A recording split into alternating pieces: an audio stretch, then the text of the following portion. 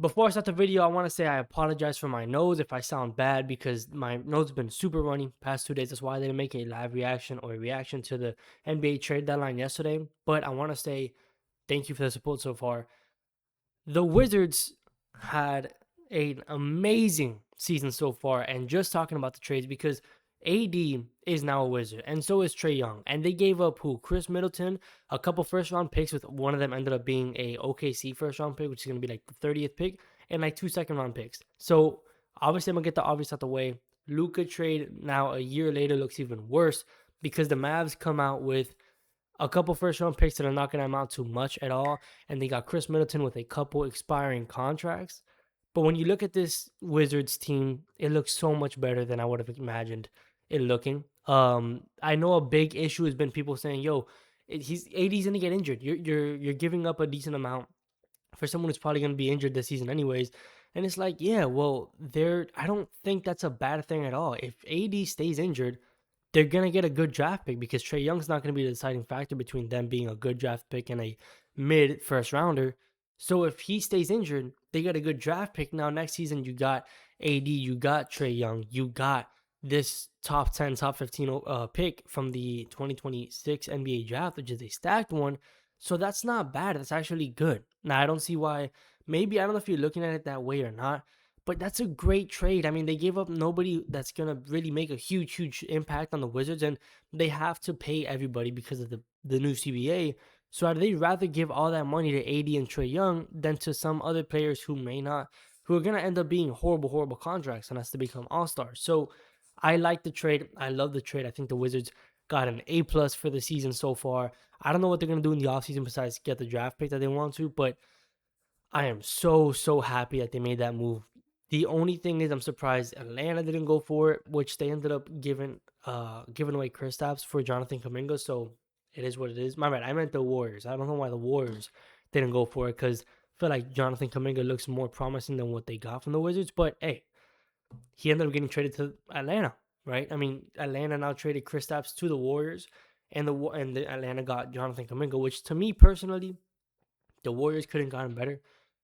They with the injury of Jimmy Butler, I think getting Kristaps isn't bad at all because of the fact that Kristaps is a good shooter. He's a good paint protector. The only thing is, I think right now he's about 30. He was drafted in 2015. So what do we look like? How does the Warriors look now that they got Kristaps? They look much better because they lost Jimmy Butler anyways. They don't have Jonathan Kuminga, and they still held on to Draymond Green. So I mean, I was always on board of being aggressive in the offseason, but I was thinking of go for Giannis, go for AD, but you settle for Kristaps, and why? You could have gotten AD, which would have been a lot better if you would have gotten AD.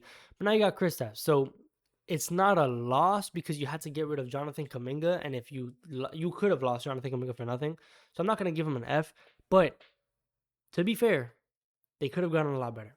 When it comes to the Atlanta Hawks side of things, I really do love it because you got Jalen Johnson, you got these other players who are growing, and I feel like Jonathan Kuminga may not get, and Jonathan Kuminga, my bad for stuttering, may not get the most amount of shots, or at least as much as he wanted to, but it's still a lot more he would get in the Warriors. And I do think that he would fit a lot better in Atlanta because he's going to get more opportunity. He can, maybe the coach ends up putting them out there with Jalen Johnson and they end up becoming a good duo. Whatever it ends up being, I love it for the Atlanta Hawks because he was an expiring contract anyways. That's the only bad part about the Warriors getting Kristaps. He's an expiring contract. So now you get Jonathan Kuminga and you have a brighter future ahead. Since you already traded Trae Young, you're not in the win now mode. Get rid of Kristaps, which was one of those win now moves, right? And now you get Jonathan Kuminga on a team who can raise your ceiling in the future. I do like it overall. I do think it's a good trade for the Hawks. Maybe not as much for the Warriors, but at the same time, it's better than nothing for both teams. I loved the trade deadline. It was amazing. We had a lot of different moves. We had a lot of players moving around, like Big Vooch going to the Celtics, which I do enjoy. People were mad that the Bulls got Anthony Simons and that the Boston traded away, but at the same time, Boston trading Anthony Simons away was pretty known. I mean, the only reason why it was like, oh, he might stay is because he was playing pretty decent, but they're not really going for a win now team. They're not going to win the championship anyways. They get nothing from being one of the best teams in the East, besides the fact that, like, your confidence for next season gets bigger. But Big Vooch, I like the addition. You get some spacing. He's a win now player because he's not going to be on a rebuilding team like the Bulls, how he was for a while. And on the Bulls side of things, I think it's great. They finally adjusted and started the rebuild because they traded everybody away. Now, did they get a single first round pick? I think one, but now they just got I don't know how many second round picks they got, which I've never seen a team go for so many second round picks. Maybe they're thinking, hey, we're gonna get a sleeper in one of these, and they might, but interesting rebuild. I'm just glad that they traded all these players away. One of the biggest people that they traded away was Ayo Dosunmu, right? Because Kobe White, he also left, but he's on the Hornets now, which I like it. But now does Lonzo end up going to the Hornets as well because he got bought out by the Jazz? Who knows? But when it comes to Ayo Dosunmu, he was traded to the Wolves. Now the Wolves, I like it. The reason why I liked it is because they ended up trading Mike Conley away, who ultimately ended up being in the Bulls, and they're gonna buy him out or waive him. I thought, damn, they gave away Mike Conley. That sucks, but it's for Giannis, and that didn't work out clearly because Giannis stayed. Don't even get me started. And then they got Ayo Dosunmu, which I thought was great. Like, I really enjoyed that move. I just saw Ayo Dosunmu cook the Heat a couple nights ago, so I like him playing alongside Anthony Edwards. And then I checked my phone this morning. Mike Conley is expected to re-sign with the Wolves. So you basically just kept Mike Conley and you got Ayo Dosunmu. That's amazing. And I haven't seen you let go of Rob Bellingham, which I thought was going to be a move, but he's not. He's still there, so who knows? But I love Ayo Dosunmu on the Wolves. I do think it was a good trade. The upside was you let go of Mike Conley and you get Giannis. And then worst case scenario, you don't get Giannis, and now you kept Mike Conley and you got Ayo Dosunmu. So I love that move. I love him. I just saw him cook the Heat a couple nights ago. That's great. The only thing I did not like about the trade deadline was that the only team that didn't make a single move was the Heat. Where do I even begin? I've said it for so long now, so many episodes that I'm not even gonna go into it one more time. I'm leaving it at that. The Heat have no direction. We didn't get Ja, we didn't get Giannis, so we're just stuck doing nothing. They made no move. We made literally no move, and so now we're at a dead end. But I'm not even gonna get into that. The Giannis is staying in the Bucks. That's great for the Bucks. Whether he stays there long term, I don't know. I'm getting tired of the Giannis back and forth because, of course, part of me is annoyed because we didn't get him. As Miami, we didn't get him. But when it comes to the Giannis back and forth, I mean, like, we've been through, like, he's going to get traded, he's not. He's going to get traded, he's not. He's going to get traded, he's not. And then he will say that he wants to go anywhere that wants to win. And then the next day, he's, like, upset because it looks like he wants to leave. And then the day after, he's talking about, I'm never leaving Milwaukee. I don't want to move. And then it's like, what is going on? And then now, when the trade deadline happened, he's not getting moved. He posts the Jordan Belfort video of him saying, I'm not effing leaving, super hyped up. And it's like, so did you want to go or not? Or did you just like randomly last minute was like, you know what, I'm gonna stay here? Like, I'm lost. I don't mind him staying because I like when people stay in their team that drafted him. I love it. But I'm also getting confused about, like, is he gonna get traded or not? Because even if he didn't go to the Heat, seeing him with the Warriors would have been cool. Seeing him with Ant would have been crazy.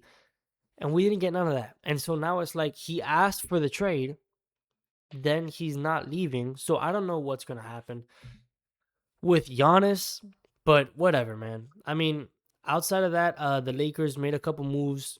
They were decent, but not what you wanted. You let go of Gabe Vincent, but you got Luke Kennard, which is an expiring contract. So you also give up a second round pick. So I don't really understand. Like, I know that they made a move, and that's better than making no moves, and they got a sharpshooter. But I feel like every player who's a sharpshooter that goes to the Lakers ends up forgetting how to shoot. So maybe Luke Kennard forgets how to shoot, like how Gabe Vincent forgot how to shoot.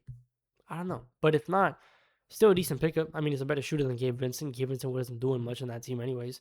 And you end up going to a team, talking about Luke Kennard, you go to a team who's obviously trying to compete, and you now have a shooter. So I like it, but you could have done more, Rob Pelinka. I mean, we're looking at a guy who's made no trades. Over, like, from the Lakers standpoint, nobody likes Rob Pelinka. However, he got the Luka trade, but at the same time, like, it also fell in his lap. Like, the person he traded that guy for, like, Nico Harrison really got fired of how bad that trade was. So I can't even give him much credit for that. But anyways, outside of all of that, trade deadline was crazy. I mean, it was really outstanding. I've never seen, like, we've had a couple that are crazy, crazy. Like last season's was crazy, but this one was just blowing me out of the water because I was at work left and right, just looking at my phone, and it was like, oh my god, he got traded. Oh my god, he got traded. Oh my god, he got traded. And yet, trade deadline still being over, we still have a couple players that were waived. Camp, like the Brooklyn Nets were like, you know what, Cam Thomas, we're gonna let you choose who you want, so we're gonna buy you out. We're gonna waive you. Now he's a free agent. He gets to choose the team he wants to go to. That's crazy. Lonzo Ball, same thing. He's gonna get bought out, waived. Now he gets to choose the team, hopefully the Hornets, to play with his brother, that he gets to go for. And I'm excited to see that happen because it's not over. Now, what happens in the offseason? Does Giannis still get traded? Does Ja still get traded because he's still on the team, even though they already let go of Triple J? So I thought that move with Triple J gone, being like he's on the Jazz now, which is fire. But I thought that was like, okay, we're gonna trade him no matter what. But they didn't. And I feel like Ja's stock is just gonna go lower and lower. And that shows how low Ja's stock right now. Like he had little to no teams that were interested. And even the ones who were in Miami and the Kings, Miami was like, yeah, that's our backup. And I guess they didn't give a good enough package. I don't know. I thought we were gonna get him, but if not, whatever. But even the Kings, who have been desperate to get anybody for some reason, were like, I don't know if I want to give out. I don't know if I want to get jail, which is kind of crazy because I don't know. I mean, you should just rebuild, but you also let go of no DeMar DeRozan, no Zach LaVine, no nobody. So all you did was give away Keon Ellis and Dennis Schroeder for DeAndre Hunter. I don't know what the fuck that's about. I mean, you gave the Cavs a great roster. You gave him great point guard depth. You get him a great 3-and-D guy and versatile like players, which they desperately need. And you're like, oh, all I want back is DeAndre Hunter. What? Why? Make another move. You had the Lakers at your mercy. Like, yo, you like they wanted Keon Ellis. You should have talked to them and be like, yo, give me this guy. Give me this guy. You gave it to the Cavs. For DeAndre Hunter, you owe him a lot of money now. So I don't know, bro.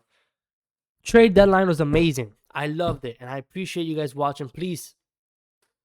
Damn. I appreciate you guys watching, guys. Hit the subscribe button.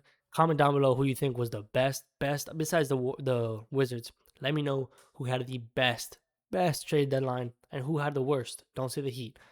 Like the comment if you like the video. Like the video if you like the video. Appreciate you guys watching. Peace.